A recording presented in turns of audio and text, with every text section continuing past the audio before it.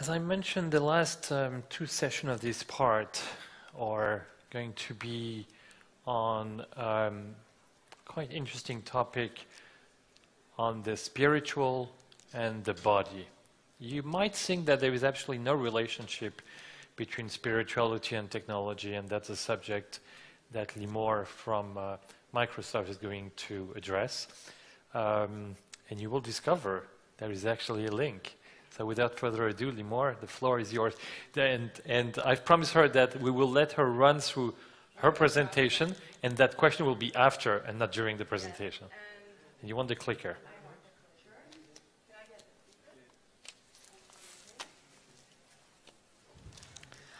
So, good.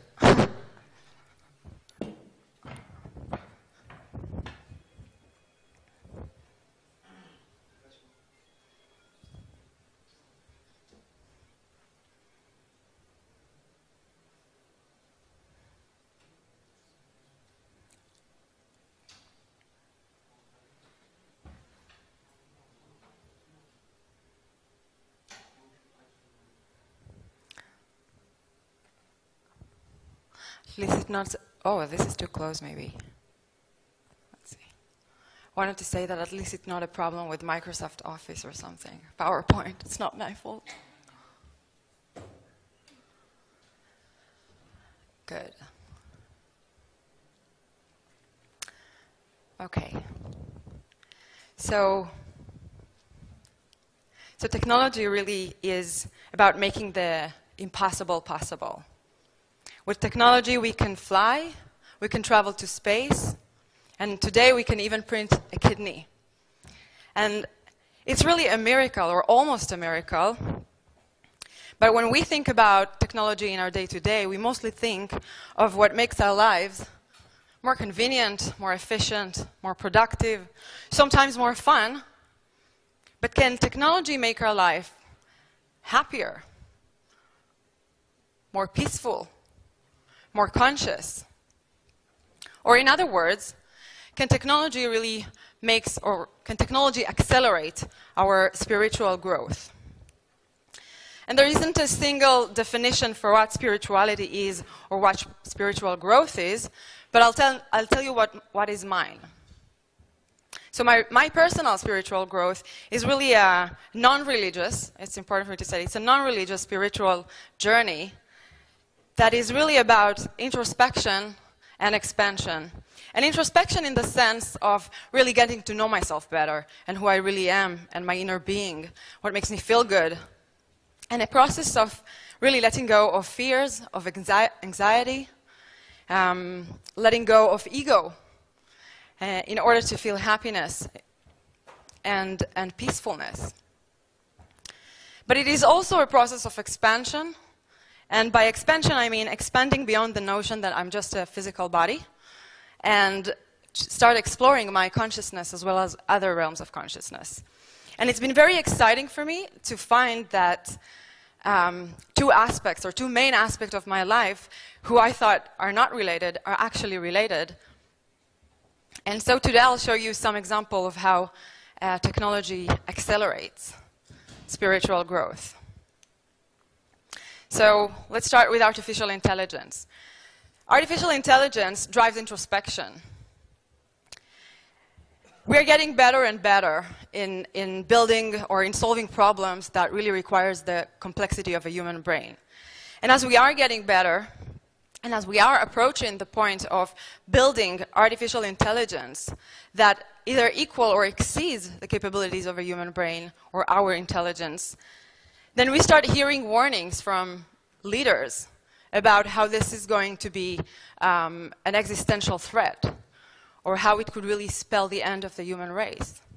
And as with any technology, also in this case, we need to take measures and action in order to prevent this. But the thing is that there is a really opportunity here to learn some lesson about ourselves.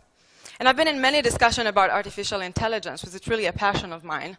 And in many discussions, I found out that so many interesting questions are brought up by people. And those questions triggers even more interesting questions. But it is all really at the end of the day about ourselves. And so, for example, many people are getting more and more worried that their job will be replaced by a robot or by just, artificial intelligence and automated. And this is a good opportunity to introspect, to think about our current job. I mean, am I really passionate about my current job? Because if not, will I then follow my passion? And if I am, what is it that really excites me about this job? And how can I find it in a different job? And what if there won't be a different job? What if I won't have a job, or I'll have to do something that maybe I'm less excited about? Can I still live, happy and fulfilling life, even without a job? And the thing is that it's not just robots that should worry us or automation. I mean, eventually, everyone is going to get there. We are all getting older. We are all, at some point, have to retire.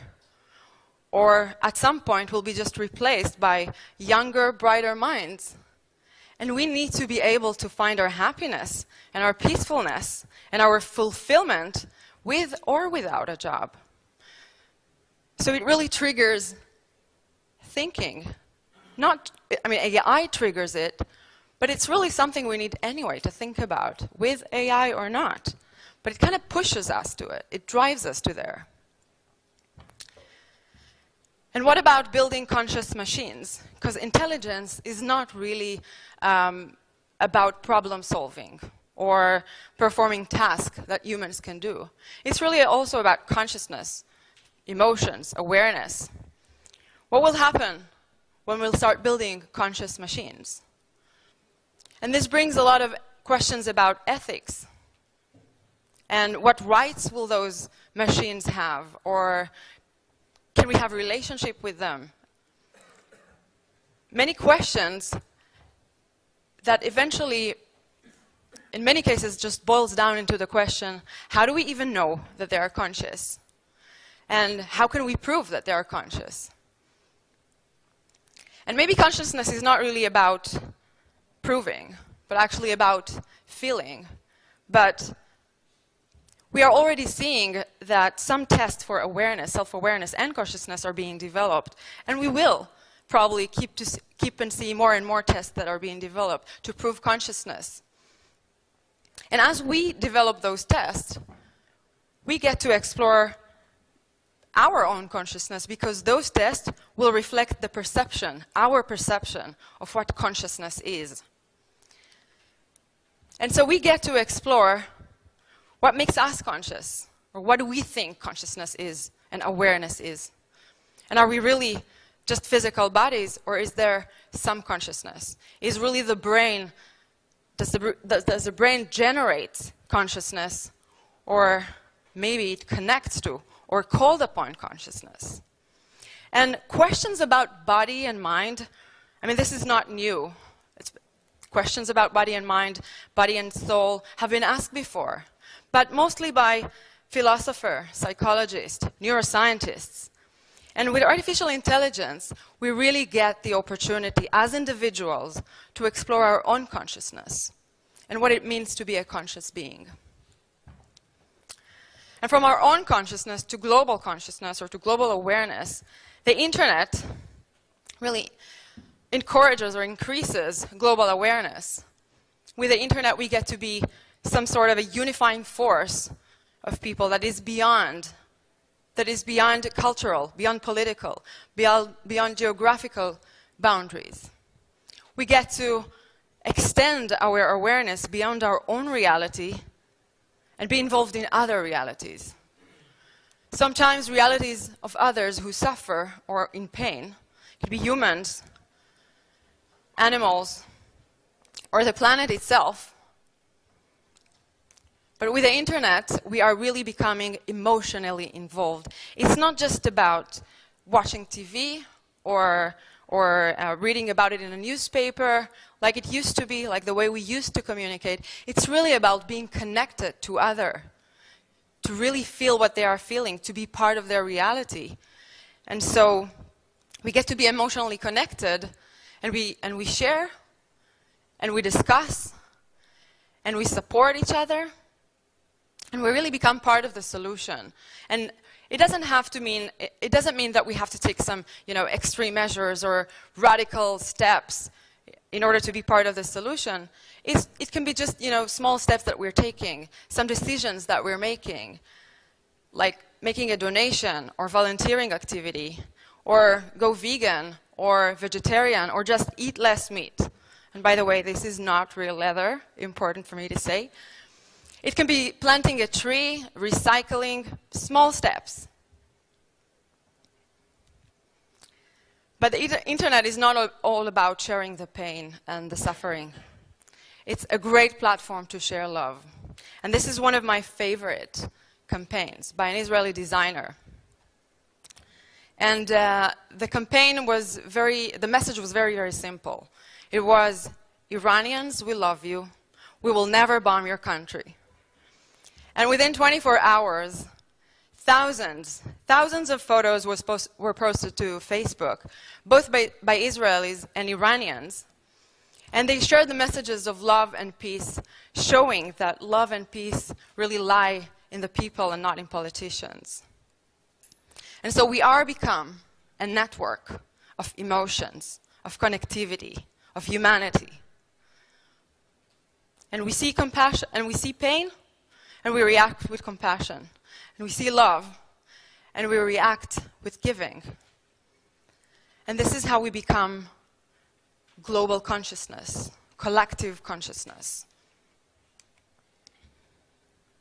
I think I need some water. I'm going to take this one. Sorry. So virtual reality is another... Wait a second.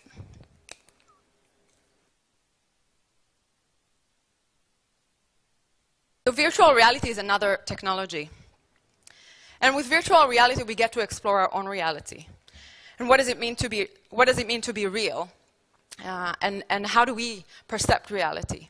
And what happens is that we put a headset on our head, and we step into a new world that was artificially designed, and it doesn't look as real, not yet, but it feels real. And last time I put a virtual reality headset, it was a very simple demo of a roller coaster. And I really don't like roller coaster. I would never go on one. I'm totally freaked out by this, the whole concept. But I put this headset, and it was a very simple roller coaster. It was just going, up and down. And after less than a minute, I had to take it off. And the reason I took it off because I felt nauseous. I felt really bad. And so with artificial reality, we really learn that virtual reality, or more accurately, we learn that reality is what we experience as real, and not the virtual or the physical world that surrounds us. And so if reality is what we experience as real, and what we experience as real is really a reflection of our inner state of being, of our emotion, of our fears, of our perceptions, then if we want to change reality, if we want to change things, we really need to change our perceptions, our emotion, our attitude, or the way we would choose to experience reality. And so I choose, or try to choose most of the time, to focus really on the good and not on the bad, on what I have and not on what I'm missing, on joy and love and not on fear. And by that, this changes my reality. And this is the way to change reality, if we want to move further. Space exploration is really can say it's a lesson of humility. With space exploration, we get to see how vast the universe is, and how our history as the human race is really just a brief moment in the history of the universe. And we really used to think that Earth was in the center of the universe. And then we thought it's the sun. And then we thought it's our galaxy. But now we know that the universe is expanding exponentially. And so it is infinite, and it has no center. It just expands as one. And so it's really hard for me to know that, to learn that. and not to be humble. But humble not in the sense of how little I am or insignificant, but humble in the sense of feeling oneness with the universe, without inferiority or superiority. Everything is equal. It's just one.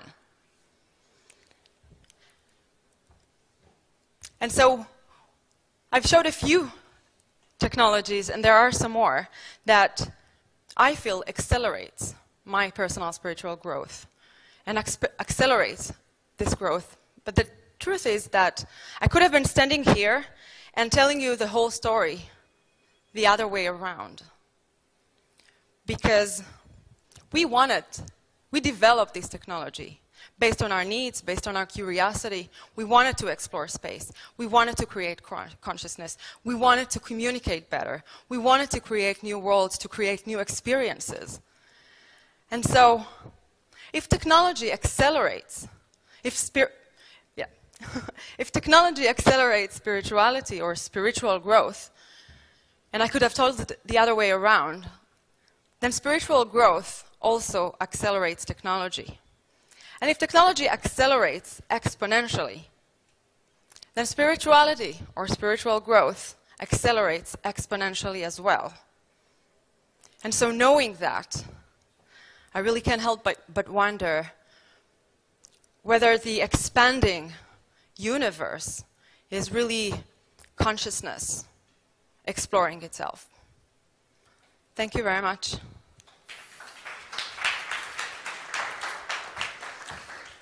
Limor, thank you so much.